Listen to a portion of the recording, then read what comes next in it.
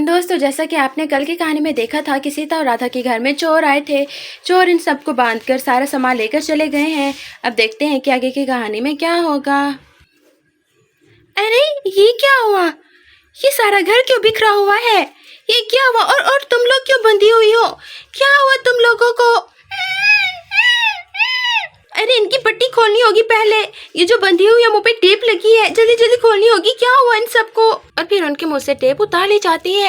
मामा मामा, यहाँ पर चोर आए थे। जब हम यहाँ पर सबसे पहले भाग कर आए तो यहाँ पर चोर आ गए। और ये दीदी क्या करने आई थी और चोर कैसे आ गए? हम तो अच्छे तरीके से लॉक कर गए थे। हाय, मैं कभी भी तुम लोगों के घर चाय और चीनी की पत्ती लेने नहीं आऊंगी। चोरों ने मारा मुझे और फिर बांध दिया। मैं तुम लोगों के घर में अब कभी नहीं आऊंगी। मैं ऊंचा बोलती तो उन्होंने मुझे टपका देना था। रानी कहाँ मर गई थी? रानी कहाँ हो तुम? ये तुम्हारी वजह से हुआ।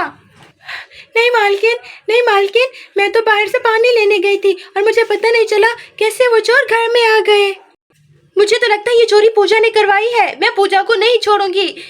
उसी ने ही करवाई होगी। उसकी शुरू से नजर थी मेरे जेवरात पर। उसमें मेरे कीमती जेवरात थे। ओह माय गॉड दीदी, उसमें तो मेरा चंदन हार था, मेरी कैप थी, मेरी माँ की आखिरी निशानी थी। अब क्या होगा? मुझे वो चाहिए किसी भी कीमत पर। पुलिस में फ़ोन करना होगा। पुलिस को बुलाते हैं, वो ही कुछ करेंगे। कितनी देर हुई है उन्हें यहाँ से गए हुए? अरे दीदी ज़्यादा टाइम नहीं हुआ, बस अभी थोड़ी देर पहले ही निकले हैं, 5-10 मिनट्स पहले ही निकले हैं। ओह माय गॉड, अच्छा हुआ उन्होंने किसी को मारा नहीं। दीदी अब मैं घर जाने लगी हूँ। मैंने यहाँ नहीं आना, ऐसा ना हो कि वो चोर फिर से आ जाए। राधा, ये सब कुछ तुम्हारी वजह से हुआ ना। तुम इतना देर नहाने पे लगाती ना, इतना देर होती हमें। और रास्ते में भी तुम्हें फूल तोड़ने थे, तुम्हें हजारों नखरे करने थे। अगर हम जल्दी पहुंच आते तो वो चोर जेवरात लेकर ना जाते। दीदी अब सारा इल्जाम मुझ पर नहीं लगा सकती। मैंने चोरों को नहीं बुलाया, वो खुद आए थे। मेरे सामने ज्यादा बकवास मत करो। मेरा सर दुख रहा है और मुझे चक्कर भी आ रहे हैं। मेरी तबीयत खराब हो रही है। दीदी मैं आपके लिए अभी कुछ खाने के लिए लाती हूँ। हाँ याद आया, मैंने रात को सिवैयाँ बनाई थी, मैं वो लाती हूँ, आप कुछ खा लो। आप कल शाम से भूखी हो शायद इसलिए। नहीं खाना मुझे कुछ भी, मेरे सारे जेवरात चले गए। मेरे पास कुछ भी नहीं बचा, अब मैं खाली हाथ हूँ। आपको नहीं पता, पुलिस वाले बहुत होशियार होते हैं। वो इन्वेस्टिगेशन कर लेंगे और आपके जेवरात मिल जाएंगे आपको।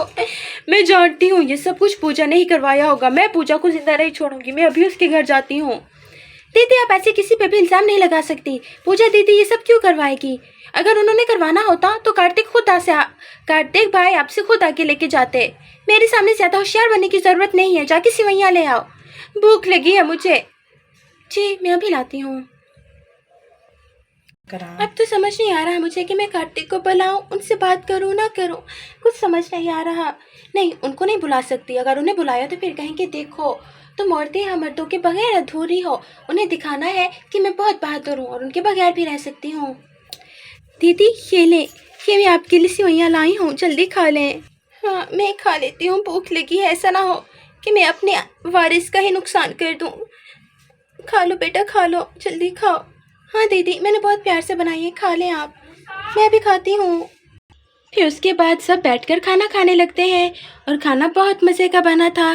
सिवैयाँ बहुत मज़े की बनी थी। वो सब बहुत शौक से सिवैयाँ खा रहे थे। वो दुखी थे और सिवैयाँ खाने के बाद उन्होंने पुलिस को बुलाना था। अरे मेरे मुँह में भी तो बहुत मज़े की बनी है, बहुत भूख भी लगी है। अरे मैं भी खाती हूँ, मेरे मुँह में भी तो। अरे मुझे तो, मैं छोटी हूँ, मुझे कोई नहीं देला। अरे मुझे तो, मैं तुमसे ज़्यादा छोटी हूँ। और फिर उसके बाद वो सब सिवैयाँ खाने लगते हैं। कहानी अच्छी लगी हो तो वीडियो को लाइक और चैनल को सब्सक्राइब कर दें।